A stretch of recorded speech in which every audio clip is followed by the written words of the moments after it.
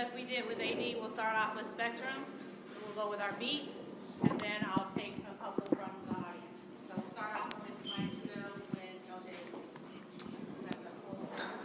Hey, LeBron, over the last several years, the names, it's been Jordan, Kobe, Malone, and tonight Kareem. How does it hit you to sit atop that scoring map? I don't think it has. I don't think it has hit me. I had a moment, obviously when it happened and embracing that moment and seeing my family and my friends and, people that's been, around me since I started this journey, even before the NBA. So, definitely had a moment right there, very emotional just to, knowing just, me be from a kid from a small town in Ohio and I had a moment there, but I don't think it's really hit me on what just transpired. As much as I tried to live in the moment, it was kind of a blur. But looking back there and seeing my guys back there and being out there on the floor with my kids and my wife and my mom, and it's a really cool feeling. LeBron, specifically, what was it like to share this moment with your sons? Two basketball players, talked to them at halftime, saw them obviously on the court in the locker room. What was it like for you to be their dad tonight? It ain't even about basketball with me when it comes to being a father. It's about setting an example, being a role model every day. It's a 24-hour, 7-day a week thing, and basketball has given me a lot, has taken me all over the world, has inspired a lot of people, but, for me, being a father is something even, way more dynamic, way more driven than the game. So, I try to set an example, by how I treat their mother on a day-to-day basis, how I treat their grandmothers, how I treat their little sister, how I treat others with kind and with patience and things of that nature. And hopefully I can just, instill life skills on them so when they walk out, in the real world, they'll be able to handle themselves like men, which they've been able to do thus far in their early stages of their life. So, basketball is just extra credit. LeBron, there was a ton of anticipation leading into tonight, and we get late in the third quarter. You're shooting it well, 34 points already, and it's the moment's upon us. You take us into it was one shot. You made the one shot to break the record. Was that a spot you were looking for? Did the play unfold before your eyes? What was the feeling? No, it wasn't. I just played the game as it's supposed to be played tonight, as I've always done. Didn't press myself. Didn't, over-exude too much energy. When it comes to, the record, I felt pretty good. I felt in a good rhythm. And once I get in a good rhythm, then I feel like I can make any shot on the floor. To break the record, I was able to get to a really good spot on the floor where I'm very comfortable with and get to one of my patented fadeaway shots, and I know a lot of people wanted me to go to the sky hook to break the record or one of my signature dunks, but my fadeaway was a signature play as well, and I was able to get it, and it touched nothing but the bottom of the net. That was pretty cool. LeBron, Kareem has been the steward of this record for almost 40 years. When he broke it, Wilt Chamberlain did not attend. What did it mean to you to have Kareem here tonight, watching the game, but also coming up and sort of having that ceremonial moment of handing off the record to you? I just think it's great for the game of basketball. It's be talked about for years and years and years. I'm a historian of the game, so I know what, guys like Kareem and Wilt and MJ and Magic and Bird, Oscar Robertson, Elgin Baylor, the rest, I can be up here all night talking about so many greats and legends. For me, personally, it's just an honor to be just named with the greats. Be in a conversation with the greats that played this game before me. That's some of the greats that's playing right now. and then there's going to be some greats that play, when I'm done playing the game. So it's just always just it's a surreal feeling. Me and my guys, we talk about it all the time, about how we used to watch these guys and how we used to compare these guys, or we used to think we were those guys when we would play, in AAU or just playing around in the backyard or whatever the case may be. And now we actually, up here with them, and my name is being compared to them or whatever the case may be. So it's just a real feeling for sure. LeBron, everyone talks about who the GOAT is. How would you describe the GOAT, and where would you put yourself in that conversation?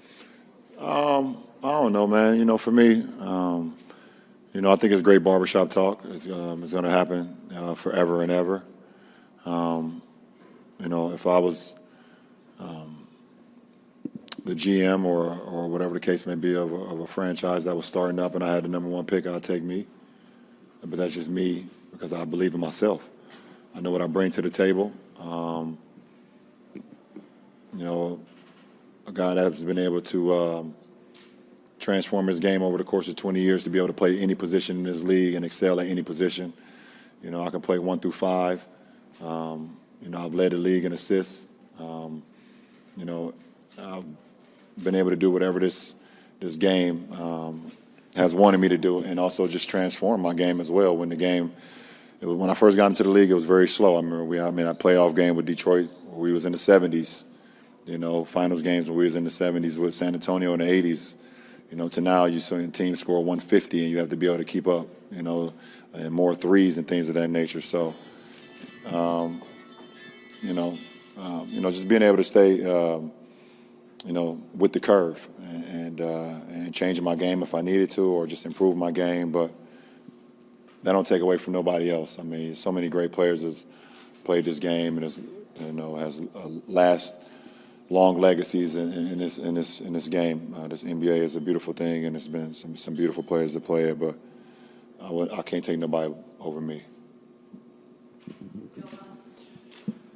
LeBron, you have championships, MVPs, finals MVPs, and countless other accolades. Where does this achievement rank for you among all your basketball accolades? I don't know. The championships sit at the top because I'm a team-first guy when it comes to understanding that you can't be great in this league without great teammates, great coaches that prepare yourself every single day to be great. So, the championships will always sit at the top for me because that's just where I come from. I come from playing championship basketball since the first day I ever played organized basketball when I was 8 years old. So that would always sit at the top.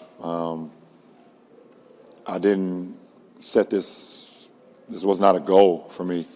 That's why it's probably so surreal and so just like weird to me, because I never ever talked about being an all-time scorer in NBA history.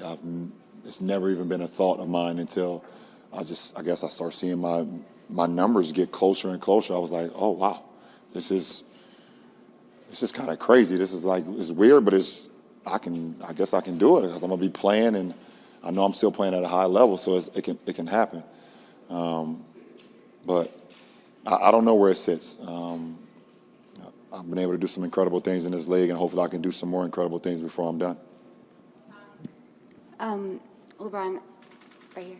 I'm going to squeeze two in, sorry. But one is, you gave a long hug to the walkers as you were leaving the court, and you've got a lot of people here tonight that have known you forever. What does it mean to you to have those people here? And then the second one is just, you had tears in your eyes when this, when the celebration was happening. Did the emotion surprise you? The emotion that you felt surprise you at all? To answer your first question, I wouldn't be who I am today without the support of everyone that I got in town for this. I wouldn't want it no other way. And, Pam and Big Frankie are a huge part of why I can sit up here today and talk about this. They took me into their household along with their 3 other kids, at the time and made me feel like I was one of their own. Big Frankie introduced me to the game of basketball. He was the first person to show me how to make a left-hand layup. And now I love going left. I I feel like I'm a left-hand dominant player because of Big Frankie. He told me you will never be as good as you can be if you can't use both hands. So, and he told me you also will never be as good as you can be if you don't get others involved. So he just taught me the game from a young age, and I've taken those skills not only from the basketball side, but also the accountability inside of the household. I'm doing chores every Saturday morning. My little brother's back there. He hated them. We hated them. We hated doing chores Saturday morning, but he was building young men, and it don't stop there. You know, so many different people along the way. Coach Drew Joyce is a big part of it as well. Little Drew was back there, and so just to have people in the crowd today that has been along this journey with me from day one, it is, like I said, I wouldn't want it no other way. LeBron, I can only imagine still trying to process all of this, but when you are maybe thinking about, I don't know if it's a future grandkid or a child who is looking up to you and what you've accomplished, the story or the moment of tonight, what is that one thing that is sticking out to you the most? I don't know, Malika. I mean, that's a great question. I just think I love I write the man in the arena on my shoe every single night from Theodore Roosevelt. And tonight I actually felt like I was like sitting on top of the arena tonight when that shot went in and the roar from the crowd. I'm not sure if I would be able to feel that feeling again, unless it's like a game-winning finals shot. But it won't be a stop and play. It's just, everything just stopped. And it gave me an opportunity just to kind of like embrace it and look around and seeing my family and seeing the fans and seeing my friends. And it was pretty cool. I don't really get to, I probably can count on my hands how many times I've cried in 20 years, either in happiness or defeat. So that moment was one of them when I kind of teared up a little bit. It was I can't believe what's going on, tears. Thank you. LeBron, you've already said that you didn't come here to press, but we've talked about all the people that are here and all the emotion. You're dressed for the occasion. Did you come here tonight to make sure you set the record? Well, yeah, because my boys leave on a red eye tomorrow night, so. Yeah. So, I mean, I just had the mindset. I had to have a mindset, and I dressed for the occasion, like you said, and I put on the headband because that's where the journey started. And I would have had to pay for another room in a hotel for another night for my boys. If I didn't do it tonight, they would have been there to stay till Thursday to try to watch this. So, yeah, I'm very smart with this. No, but I was. Tomorrow's not promised, and if I had an opportunity to do it tonight, and I was gonna try to make it happen. And I mean, I was still super efficient. I mean, I wasn't out there just gunning.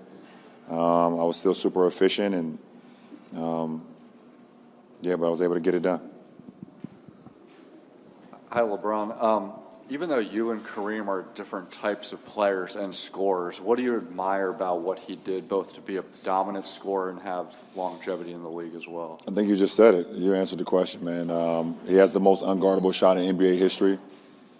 And it lets you know how unguardable and how unique it is because nobody has ever even tried it. You have the fadeaway that MJ perfected. A lot of guys, have added to their games. It's a few shots in our game that's like unguardable, but there's only one that's nobody's ever tried to emulate. And you add that to his longevity, it makes him one of the greatest to ever play this game. LeBron, you said, I never imagined that this is where I would end up. I wasn't setting out to do this. So what were you thinking that first night in Sacramento, if you go back to point number one, about what kind of player you're going to be and what was ahead of you? What can I go back to that night? It was I was super duper nervous.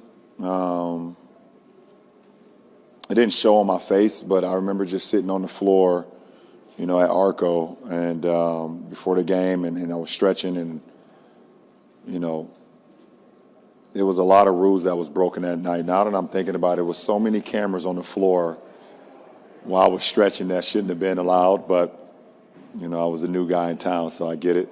I was just super nervous. I didn't want to. I didn't want to let my people down in my hometown, and I knew the expectations that was on me that was like out of this world. I knew that, there were so many people that was looking for me to fail, and so I kind of bottled all that doubt from people and that nervousness that I had, and just kind of like zeroed in and got back to saying, I know how to play this game. I was taught the right way how to play the game for 10 years before I got to that point, and I know for sure that it works. And I know a lot of people say, well, it was Little League and it's AAU and it's high school. But one thing I've learned being in the NBA over 20 years, that there's a lot of people not teaching the game the right way. And I knew I came from a group of guys and a group of coaches that taught us how to play the game the right way. And no matter how many times I've heard, or why did he take the shot, or why did he pass to an open teammate, or why did he do this, or why did he do that, I never waver, because I know for sure that it's the right way to play the game. So the 18-year-old kid was just super excited to just start his journey, and I didn't know what to expect, but I knew I belonged, and I knew I could play in this league with the big boys. Hey, yeah. Right here, LeBron. Congratulations. How do you feel about the all-time scoring leader logo behind you? Oh, it's pretty cool, man. They should have added a little powder above my head, though. But I get what they were trying to accomplish, though. But it's just to see my name up there, my last name, and think about my family, and my two uncles weren't able to make it tonight. Uncle T, Uncle Kurt, love y'all. My family name is everything to me, and anytime I leave the house, I know I'm representing more than just myself. So it's a pretty cool thing. I appreciate it. Congratulations, LeBron. Thank you. I want to ask you, you talked about being the man in the arena. You've been the man in the arena for 20 years now. Can you talk about a bit what this ride, I know the ride's not over. The ride still has a lot to go and many highs to go. What has this ride been like, and what was it like to reach this point in this ride tonight? This ride has been it's been fantastic. We have a place in our home, not in our hometown, but not too far away from our hometown in Sandusky, Ohio, called Cedar Point. And every so many years, they come out with a new roller coaster, and we've spent plenty of times going up and just testing out the new roller coaster. And many highs, many loops, how fast it is, whatever the case may be, and you get off just feeling so much excitement and just feeling like I want to do it again. And I think my career has been like that. It's been like one of the great rides at Cedar Point, in the sense that, your stomach drop at times, you're excited, you're yelling, sometimes you can't breathe, but you always want to do it again.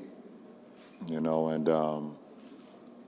it's been a pleasure and an honor so far in my career within these 20 years, that through the ups, through the downs, through the ins and outs, through the trials and tribulations, I've always maintained me.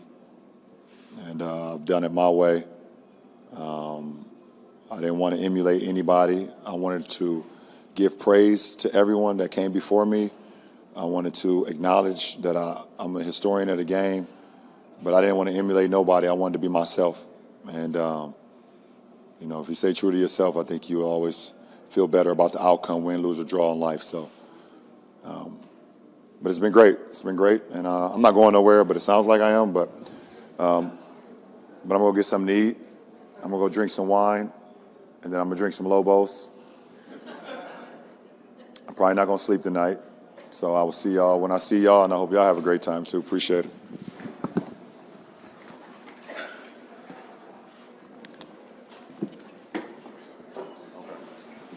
Is that closer to the taking them that way?